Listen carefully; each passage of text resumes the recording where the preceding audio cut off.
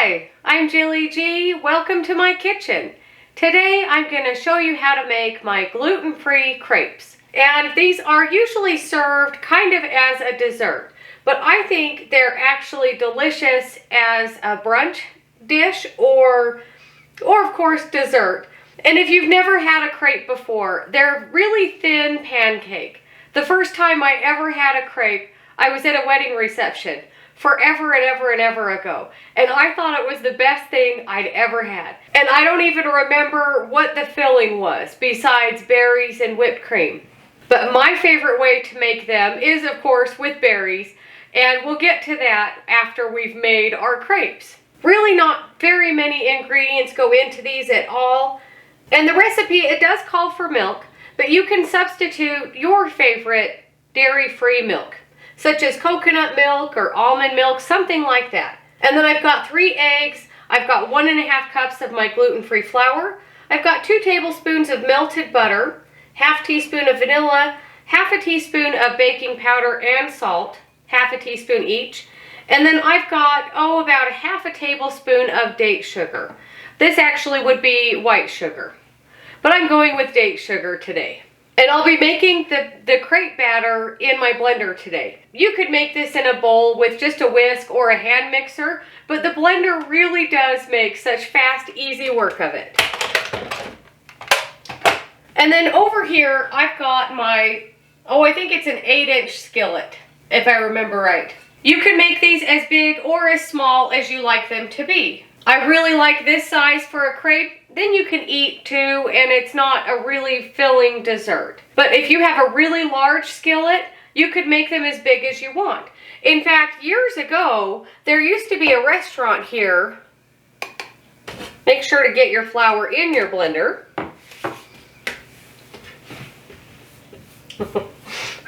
There we go. But years ago, there used to be a restaurant here, at least in Utah, that it was all crepes. And not just dessert crepes, but they actually made sandwiches out of their crepes. And they would have, meat and cheese fillings, vegetarian fillings, whatever you want. I remember a really popular one was Nutella and sliced bananas. So it's just a basic flat pancake that's really thin, almost like a tortilla, really thin. And so the filling really is up to you. Besides that little bit of date sugar, there isn't really any sweetness in there besides what you put on towards the end. So they do make really good wrap sandwiches. And I think I'm going to mix my vanilla and my milk together. That way I can kind of just dump it all in at the same time.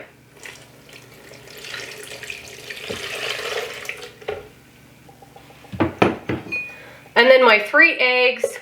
And my butter is melted, but it isn't hot. You don't want it to cook your eggs before you're ready for it to. And as you can see, just similar ingredients to pancakes, because they are pancakes. In goes our melted butter.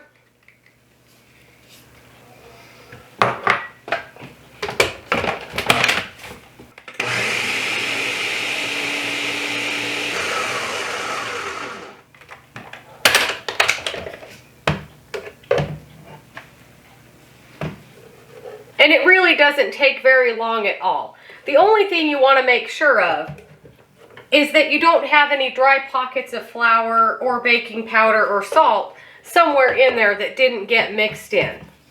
So I'm going to give it one more good mix. I had kind of a dry spot of my flour down there at the bottom.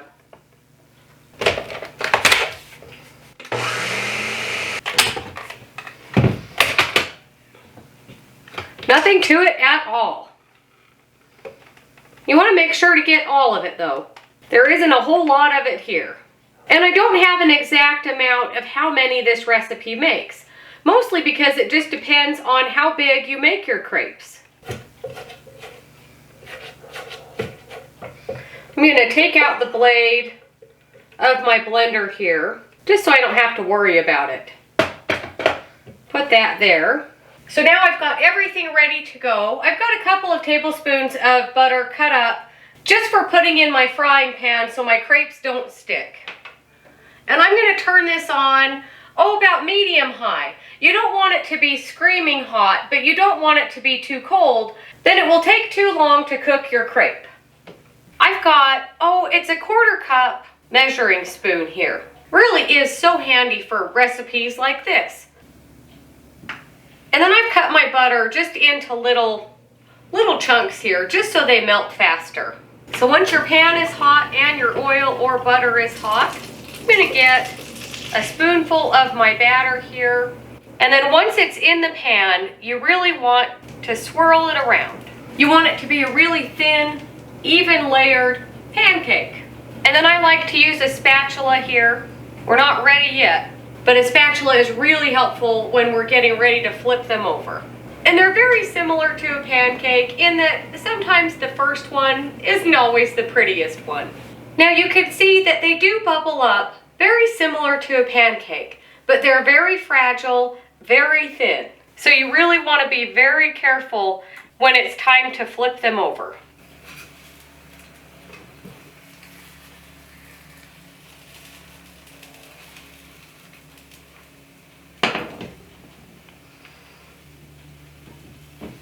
If you try to flip them too soon, they'll just fall apart. Oh. Just like that. Be careful. Put it back.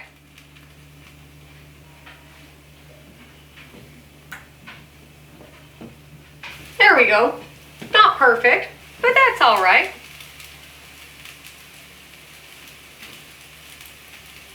And because we're going to be rolling these up, if you have an edge that falls off, it's okay. And I've got a plate over here to put them on when they're finished cooking. And now we just keep going.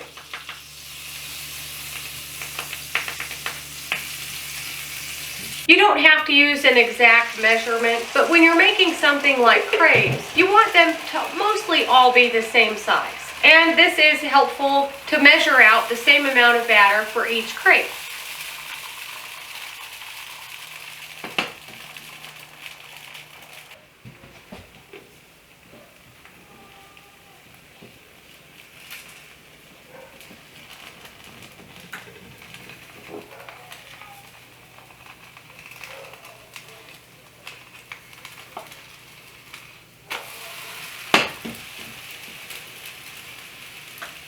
If you feel like your pan is too hot, just turn the heat down a little bit.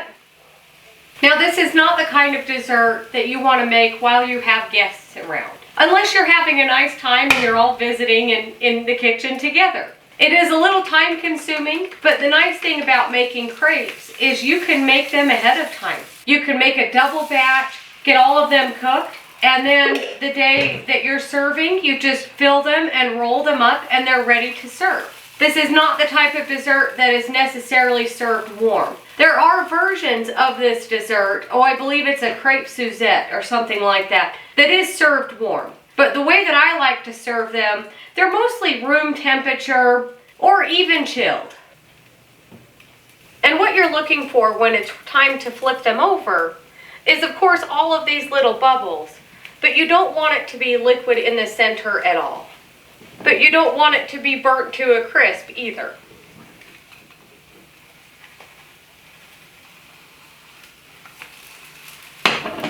Well, very carefully.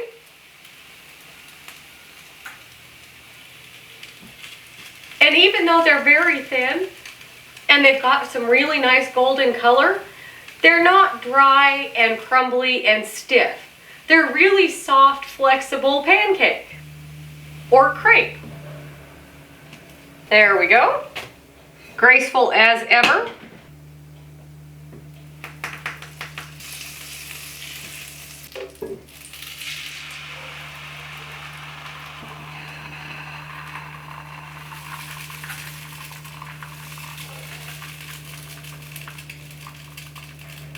As you can see, it makes quite a bit.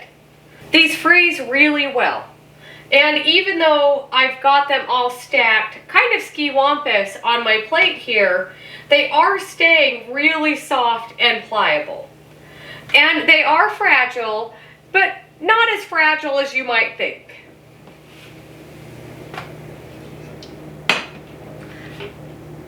I've got enough batter for about one more.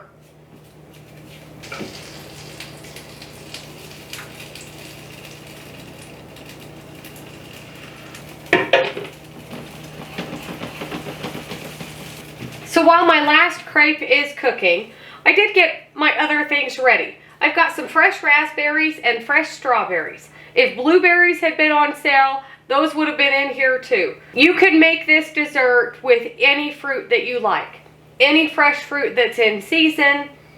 I will say if you're going to use frozen or canned fruit, make sure it's drained really well. And of course, if it's frozen, make sure it's thawed. You don't want any extra liquid to make our pancakes soggy. And traditionally, these are served with a generous dusting of powdered sugar. I don't use powdered sugar, so I'm using date sugar today. I think date sugar goes so well with fresh fruit, and we use some of it in the pancake batter already, or the crepe batter. You could also use coconut sugar, powdered sugar, whatever you like. Or you don't even have to sprinkle on powdered sugar. You could drizzle with some kind of fruit syrup. That is delicious as well. And just like anything, by the time you're finished with your crepe batter and you're flipping your last crepe, you feel like you've mastered the skill and you're doing an amazing job. But that's all right. They all look really good. And I like them to have a little bit of this golden color. And they really are so flexible. I'm going to put 2 here on my plate that I will eat. And then even if you have a little bit of a tear, it's okay. And these ones, they are still steaming a little bit. So it's okay for them to cool off over here.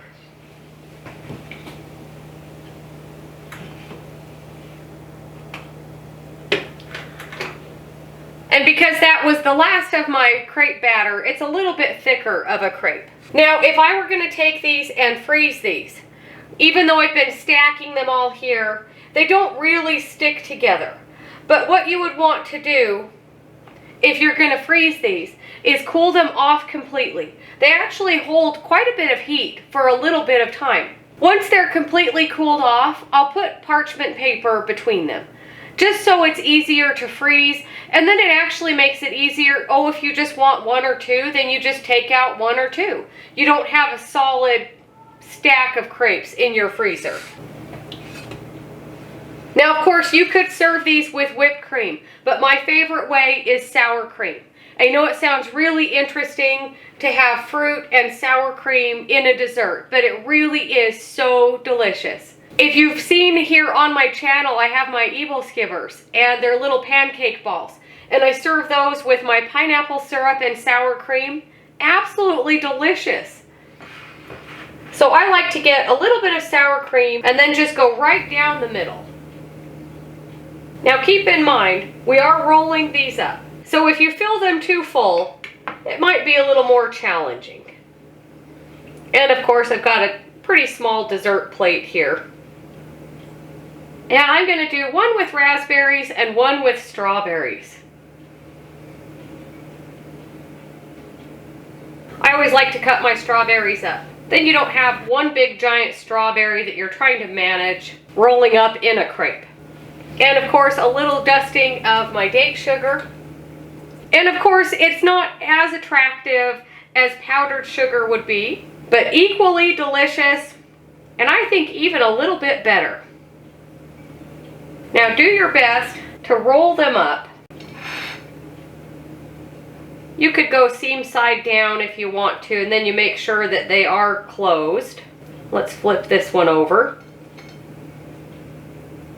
I'm going to do 1 big dollop here in the middle. Maybe a couple of pieces of raspberry and strawberry. If you had a little sprig of mint or something like that, you put that on here, make it look even more decorative.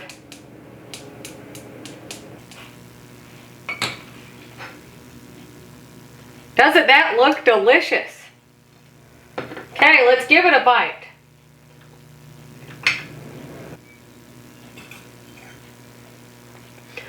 This one is the raspberry crepe.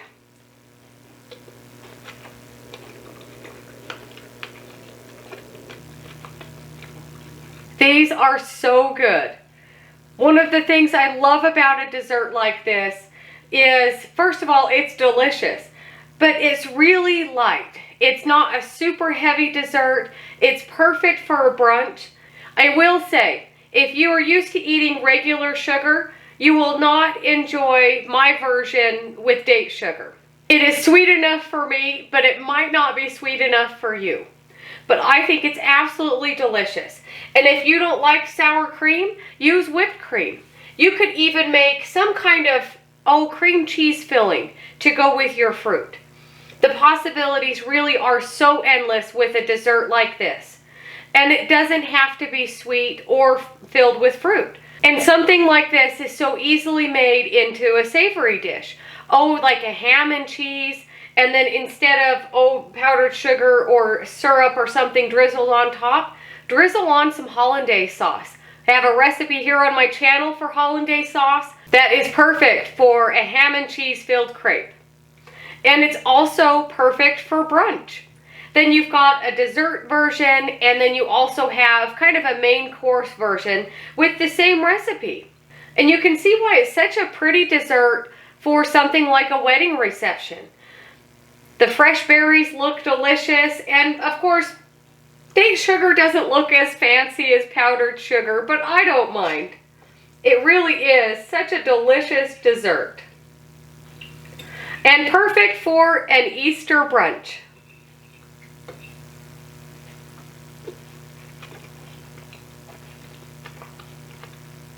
Let me know what you think if you make this recipe. Let me know what you decide to put in your crepes, if you go savory or sweet or both. But thank you so much for watching. Don't forget to like and subscribe if you haven't already. If you have any questions or comments, let me know, and I'll see you on the next one.